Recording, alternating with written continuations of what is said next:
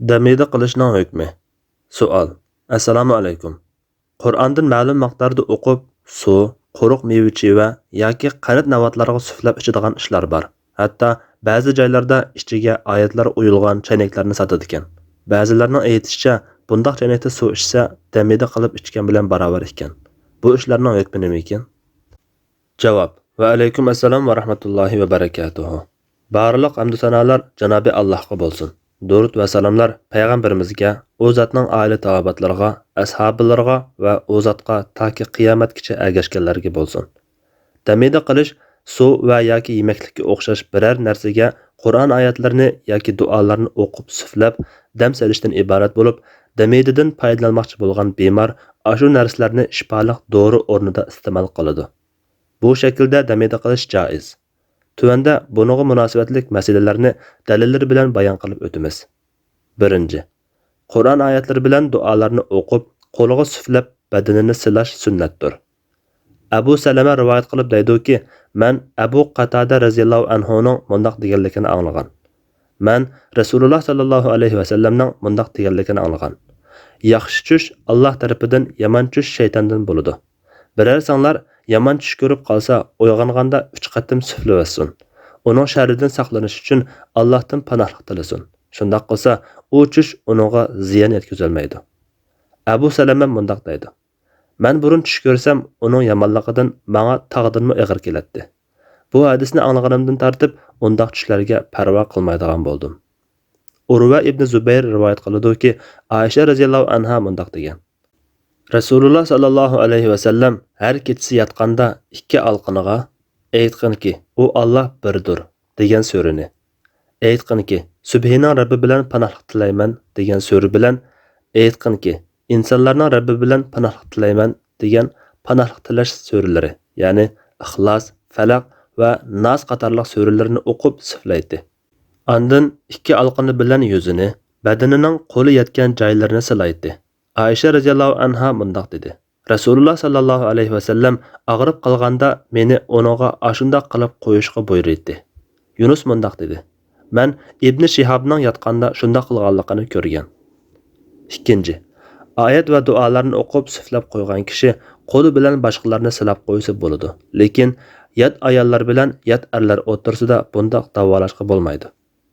Masruq rivoyat qiladi-ki, Aisha radhiyallohu anha mundaq degan: Rasululloh sallallohu alayhi va sallam Azhibil ba'sa rabban nasi washfi anta shafi la shifaa illa shifaa'uk shifaa'an la yughadiru saqama.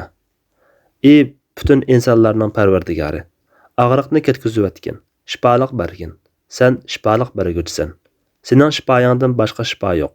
Shundaq shifoliq berginki, kasallik qolmag'ay deb o'ng qo'li bilan silgan holatida ba'zilariga dam solatdi. Sufyan mundaq deydi: Men bu hadisni Mansurga so'zlab bersam, u menga Ibrohimdan Masruq orqali Aisha radhiyallohu anhadan ashundaq hadis rivoyat qilib berdi. Zuhri Urvadan rivoyat qiladi-ki, Aisha radhiyallohu anha mundaq degan: Rasululloh sallallohu alayhi va sallam vafot bo'lgan kasallikka giribtor bo'lganda panohlik tilash so'rilari, Ixlos, Falaq va Nas qatorliqlarni o'qib o'ziga o'zi suflaydi. Kasali ig'irlashib ketgandan keyin u so'rlarni men o'qib uniga suflab qo'yatdim. Barakatli bo'lganlik uchun Rasululloh sallallohu alayhi va sallamning o'z qo'li bilan badanini siltib qo'yatdim. Ma'mar deydi: Zuhridan qandoq suflaydi deb so'rasam, u ikki qo'liga suflaydi.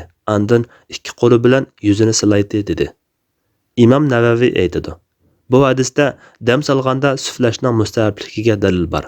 Barliq olimlar buning joizligiga ijmo qilgan.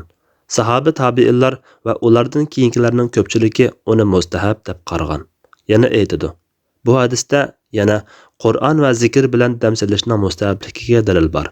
Panohlik tilash so'rilarini o'qishning sababi shuki, bu so'rilar yomon ko'riladigan barliq aziyatlardan ham umum qilib, ham tafsiliy qilib panohlik tilashni jamlagan. 3. Qur'on oyatlaridan boshqa mazmuni to'g'ri duolarni o'qib suflasa bo'ladi. Abdul Aziz rivoyat qilib mundaq dedi: Sabit bilan ikkimiz Anas radhiyallohu anhu ning yoniga kirdik.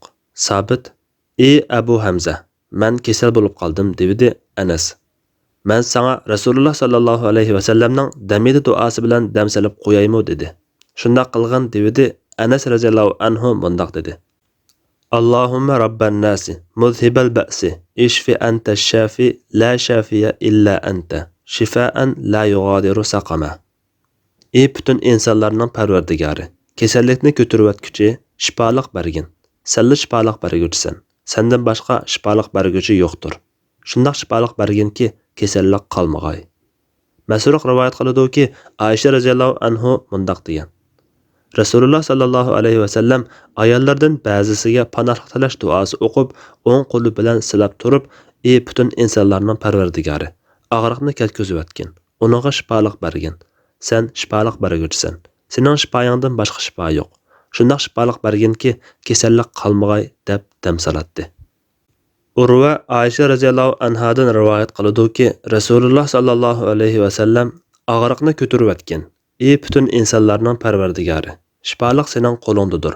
Uni sendan boshqa saqaytquchi yo'qdir deb dam salatdi. Amra Aisha radhiyallohu anhadan rivoyat qiladi-ki, payg'ambar sallallohu alayhi va sallam kasalga Allohning nomi bilan bu zaminimizning to'pisidir. Birimizning tukuruki bilan birlashgandir. Rabbimizning ijozati bilan og'riqchanlarimiz shifoliq topqay deb dam salatdi. Amra rivoyat qiladi-ki, Aisha radhiyallohu anha payg'ambar sallallohu alayhi va sallam kasalga bu zaminimizning to'pisidir. Birimizning tukurukidir. Og'riqchanlarimiz Rabbimizning ijozati bilan shifo topqay deb dam salatdi degan. Muslim rivoyatida mundaq kelgan. Biror insonning biror yeri og'rib qolsa yoki uningda biror yara yoki jarohat bo'lgan bo'lsa, Rasululloh sallallohu alayhi va sallam barmoqini mundaq qo'yib turib, bu hadisni rivoyat qilgan Sufyan bigiz barmoqini zaminga qo'yib andin ko'tardi. Mundaq dam salatdi. Allohning nomi bilan bu zaminimizning to'pisidir. Birimizning tukuruki bilan birlashgandir. Og'riqchanlarimiz Rabbimizning ijozati bilan shifoliq topqay. Imom Qurtubi aytadi. Bu hadisda barliq og'riqlardan dam salishning joizligiga, bu ishning sahobalar orasida keng tarqalgan, hammaga ma'lum bir ish ekanligiga dalil bor. Bu hadisdagilardagi tukurik bilan dam salish, suflash usulini Imom Navaviy mundaq ko'rsatgan. Hadisning ma'nosi shuki, u o'zining azroq tukurigini bigiz barmog'iga elib, andin uni to'pig'i milab, mazkur so'zni aytqach og'riq yoki yaralangan yerga surkashdir. Ba'zi olimlar tibbiy jihatdan to'pining yarini saqaytishda, og'riqni pasaytishda roli bor deb qarag'an. Hafiz Ibn Hajarning naql qilishicha, Imom Bayzaviy mundaq degan. Tibbiy tadqiqotlar isbotladiki, tukurukning yarini pishirishda, mijozni mo'tadil qilishda roli bor. Ana vatan to'pisiningmi mijozni normal saqlashda, ziyondan mudofaa qilishda ta'siri bor. Olimlarning aytishicha, safarga chiqqanda o'z vatanining suyini billa elib mang'almagan ahvolda o'z vatanining to'pisini billa elib olishi kerak. Boshqa turli suv bo'ylaridan o'tganida suv to'limiga ashu ana vatan to'pisidan azroq tashlab turli yot suvlarning ziynidan saqlana oladi. Uning ustiga dam salish va suflashlarning ajoyib ta'sirlari bor bo'lib, aqllar buning haqiqatiga yetishdan ojiz keladi.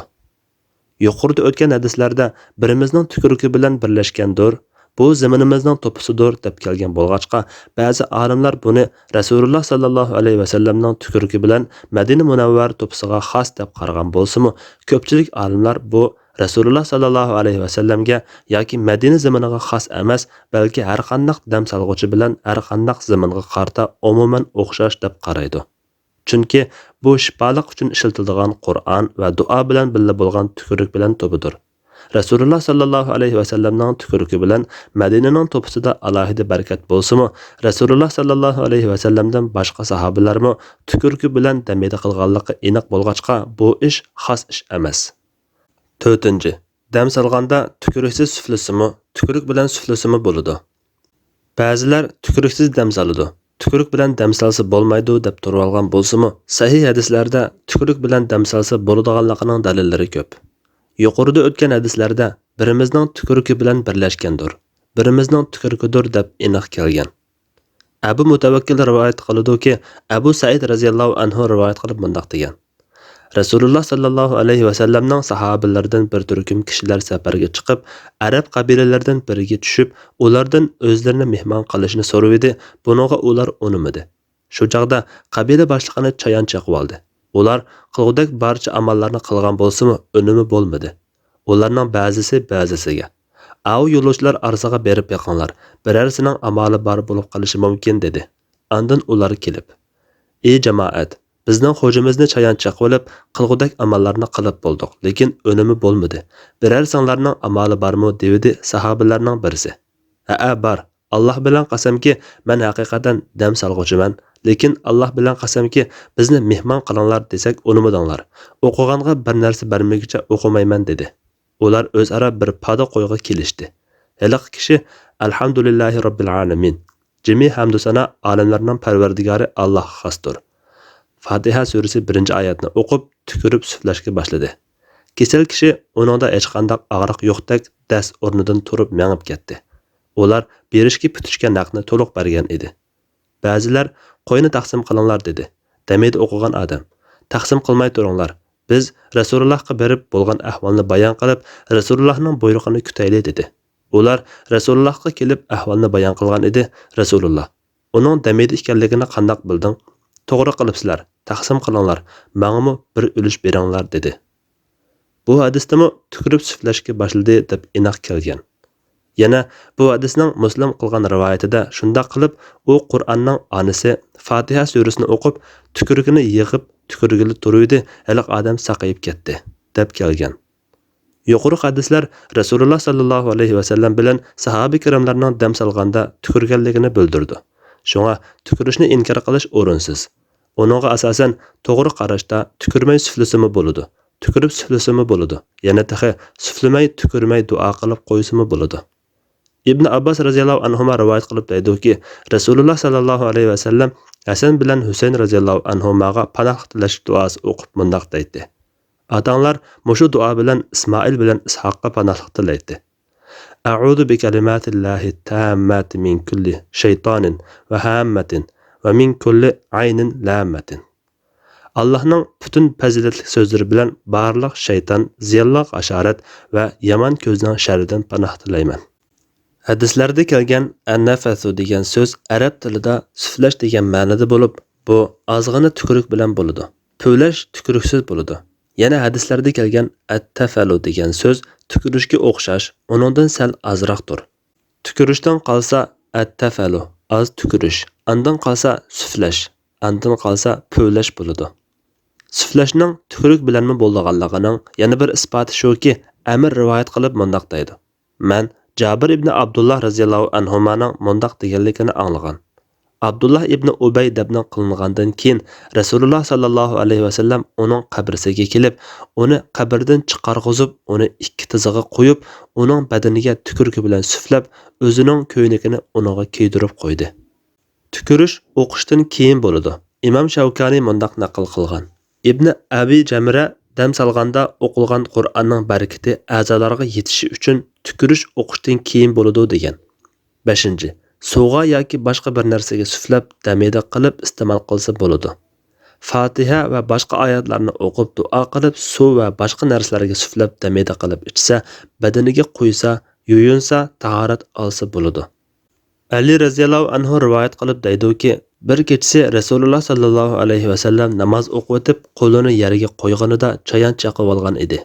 Uni kashi bilan o'ldirdi. Namozdan farigʼ bo'lgandan keyin Alloh chayonga la'nat qilsin. Namoz o'qiganni yoki payg'ambarni boshqanimi saq qo'ymaydi dedi. Andin suv bilan tuz akeldirib, uni bir qochiqqa to'kib, uni chayon chaqqan yerga surkashga, ikki panohlik tilash suralari, Falaq bilan Nasni o'qib, u yerni silashga boshladi. Aisha radhiyallohu anhaning yuqorida deb o'tgan hadisining yana bir rivoyatida mundaq kelgan. Rasululloh sallallohu alayhi va sallam kesal yotgan Sabit ibn Qays ibn Shammas radhiyallohu anhuning qashig'iga kirib, "Ey butun insonlarning parvardigori, og'riqni ketkizayotgan" dedi. Andin buthandan to'pi ilib, uni bir qochiqqa soldi. Andin og'ziga suv ilib, qochiqqa suflab, suv bilan aralashgan to'pini uningga to'kdi. Bu hadislarda suvga yoki boshqa narsaga damsalib suflab dameda qilsa bo'lganligiga dalil bor. Lekin Aisha radhiyallohu anhaning bu hadisining sanadida sal zaiflik bo'lg'achqa, olimlar bu hadisga yondashtirib, Hazrat Aisha radhiyallohu anhadan kelgan sahih asarga tayinib turib, bu ishni joiz deb qaraydi. Abu Ma'shar rivoyat qiladi-ki, Aisha radhiyallohu anha suvga panohlik tilash oyat va duolarni o'qib, damsalib, uni bemorga to'ksa bo'ladi deb qaraydi. Demak, bu ish bir sahih hadis, bir zaifrak hadis bilan billa sahoba kiramlarning ish izlari bilan joiz bo'lgan. 6. Qur'on oyatlarini qachiga yoki qog'ozga yoki taxtaga yozib, uni suv bilan chayqab ichish masalasi qarash o'xshash bo'lmagan masaladir. Salaflarimizdan ba'zilari buni joiz deb qaragan, ba'zilari yomon ko'rgan. İbn Abbas radhiyallohu anhumadan tug'utda qiynalib qolgan ayolga ba'zi oyatlarni yozib chayqab ichkizish rivoyat qilingan. Mujohidinmi shundoq qarash kelgan. Naxaiydan yomon ko'rganligi kelgan. Imom Navaviy aytadi: Qur'onni bir qachiga yozib, andin uni yuyib bemorga ichkizsa, Hasan Basri, Mujohid, Abi Qiloba va Avza'i qatorliqlar hech gap bo'lmaydi degan. Naxai bunda qilishni yomon ko'rgan. Bizning mazhabimizning ko'rsatmalari bo'yicha bunda qilsa hech gap bo'lmaydi. Imom Ibnul Qayyim salaflardan bir turkumi Qur'onni yozib, andin uni ichsa bo'ladi deb qaragan. Bu qarash Mujohid bilan Abi Qilobadan kelgan degan. Imom Ibn Taymiya bemorlarga Allohning kitobi va zikrini halol siyo bilan yezib yuyib ichkisi bo'ladi. Imom Ahmad va boshqalar buni aniq ifodalagan degan. Hanbali mazhab olimlaridan Ibn Muflih mundoq bayon qiladi. Imom Ahmad rahmatullohi alayhining o'g'li Salih mundoq deydi: Men ba'zida og'rib qolganimda atam bir qachiga suv olib, uniga o'qib menga buningdan ichkin, yuz qo'llarini yuvg'in deydi.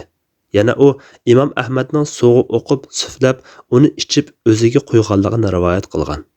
Yusuf ibn Musa mundoq deydi: Biz masjidga chaqlarimizda men Abu Abdullah Imom Ahmadning bir ko'zi keltirilsa, uniga o'qib panoh tilab tamid qilganligini ko'rgan. Ustoz Ibn Taymiya rahmatullohi alayh burni qanab ketgan kishining peshonasiga Hud surasining 44-oyatini yozatdi. Yana Abu Davud rivoyat qilib deydi-ki, Ahmad Qur'onni bir narsaga yozib, andin uni yuyib bemorga ichkizgan kishi haqida so'ralganda, men uningga hech gap bo'lmasligini umid qilaman deb javob berganligini anglagan. Lekin yuqorida Imom Ibn Taymiya va Hanbali mazhab imomlari qilgandek yoziladigan ma'lum surlarni yoki ma'lum oyatlarni yoki ma'lum zikrlarni bekitib olishda sahih bir dalil yo'q. Yuqorida Ibn Abbas radhiyallohu anhumadan kelgan rivoyatmi zaif. Bundoq qilishni yuqorida bayon qilgandek, hozirgi zamon salafiy iqim mansublari o'ziga yetakchi qilgan Imom Ahmad, Imom Ibn Taymiya va Ibnul Qayyim rahmatullohi alayhilardek Hanbali mazhab imomlari joiz deb qaragan. Shundaqla asrimizdagi salafiy iqimga mansub Saudiya Arabiston olimlaridan Shayx Abdul Aziz bin Baz, Ibn Jibrin, Muhammad ibn Ibrohim Ali Shayx, Shayx Muhammad Salih al-Usaymin, Shayx Salih al-Fawzan qatorliq olimlar bir narsaga suflab o'qib, tamida qilib iste'mol qilsa bo'lganligini joiz deb qaragan. Shundoq turuqliq mening bilishimcha diyorimizda salafiy iqimga ergashadiganlar bu ishni to'g'ri topmay, bu masalada ularga ergashmaydi. Masalan, Shayx Ibn Jibrin aytadi: Dastlabki davr peshqadamlarimizning suv va shuningga o'xshash bir narsaga o'qib, andin uni ichib yoki yuyinganligi isbotlangan bo'lib, bu og'riqni pasaytidi yoki saqaytidi. Alloh taolaning bu so'zimi shuni ko'rsatdi. U iymon keltirganlarga hidoyat va shifodir. Fusilat surasi 44-oyat. Shundaqla may yoki yaqqa o'qib yog'lanish, yemaklikka o'qib iste'mol qilish qatorliqlar Alloh taolo va rasulining so'zlarini o'qib ishlatishdan iborat mubah ishlardir. Shayx Ibn Jibrin rahmatullohi alayh menmi azroq suvga o'qig'ach suflaytim. Bemor uni ichsa aniq foydasini ko'ratdi. Vallohu a'lam degan. Shayx Salih al-Fawzan suvga o'qib tamida qilib bersa, uni ichsa ham bo'ladi degan. Sehrga qarata damida qilish masalasida Shayx bin Baz rahmatullohi alayh sidr daraxining yatital bu yuburmaqini ilib, uningga ba'zi oyatlarni o'qib damida qilib, uningdan 3 qatim ichib qolgani bilan g'usl qilsa, Allohning izni bilan bu kasal yo'qab ketadi. Kerak bo'lsa, saqaygacha bir necha qatim ishlasimi bo'ladi degan. Bunda qilishni Imom Ibn Kasir tafsirida Ibn Vahibdan naql qilgan Imom Muhammad ibn Abdul Vahhabning Kitobut Tavhidning sharhi Fathul Majidni ashundoq naql qilgan bo'lib, buningga ya sahih ya zaif hadisdan ya biror sahobaning ish izlaridan dalil yo'qdir. Yana ba'zi olimlar oyatlarni qachiga yoki qog'ozga yoki taxtaga yozib, uni suv bilan chayqab ichishni bid'at deb qaragan. Masalan, Imom Ibn al-Arabiy bu shaytondan kelgan bid'atdir degan. Demak, bu masalada jaiz deb qaragan bir qism tabiin, Hanbali va boshqa mazhab olimlari, shundaqla asrimizdagi salafiy iqimiga mansub olimlar bor. Makruh deb qaragan tabiinlarmi va bid'at deb qaragan olimlarmi bor. To'g'risi, bu shaklda damida qilishda Rasululloh sallallohu alayhi va sallamdan yoki sahobalardan sahih yo'l orqali biror ish iz kelmaganligi uchun bundoq qilmay, sahih hadislarda kelgan bo'yicha damida qilgan tuzuk. Lekin bu olimlar o'rtasida qarash o'xshash bo'lmagan masala bo'lg'achqa, bundoq shaklda damida qilganlarga e'tiroz bildirib, ularning ishini tanqidmaslik lozim. 7. Dam solganda o'qigan duo mazmun jihatdan to'g'ri bo'lishi kerak. Shirikka yetadigan yoki ma'nosi tushunilmaydigan qalaymaqon iboralar bilan dam solishga, yezishga bo'lmaydi. Avf ibn Malik radhiyallohu anhu rivoyat qilib deydi-ki, biz jahiliyatda dam solatdik. Shunga Rasulullohga: "Ey Rasululloh, bu ishga qanday qaraylar?" desak, Rasululloh: "Dam solganda o'qiydigan duolaringlarni menga ko'rsatinglar. Shirik bo'lmasalar hech gap bo'lmaydi" dedi.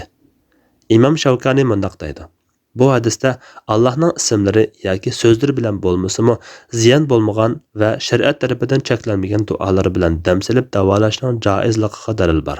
Lekin tushuniladigan bo'lsa shundoq. Chunki tushungili bo'lmaydigan so'zda shirik bo'lib qolishidan xotirjam bo'lg'il bo'lmaydi. 8. Dam silib sufligichi zukam yoki boshqa kasalliklardan xoli, sog'lom bo'lishi kerak. Ba'zi olimlar damida qilganda rioya qilishga tegishli masalalar qatorida mundoq bayon qilgan. Zukam yoki boshqa kasalliklar bo'lsa, damida qilsa bo'lmaydi. Chunki og'izdagi mikrob sufliganda tukuruk bilan birga chiqib, boshqalarga yuqib ziyon uradi. Bu tibobat ahli orasida ma'lum ishdir. Alloh eng to'g'risini bilguchidir. Fatvoda doktor Abdul Aziz rahmatulloh. Fatvolar majmuasi 2-tom. 110 numurliq fatvo.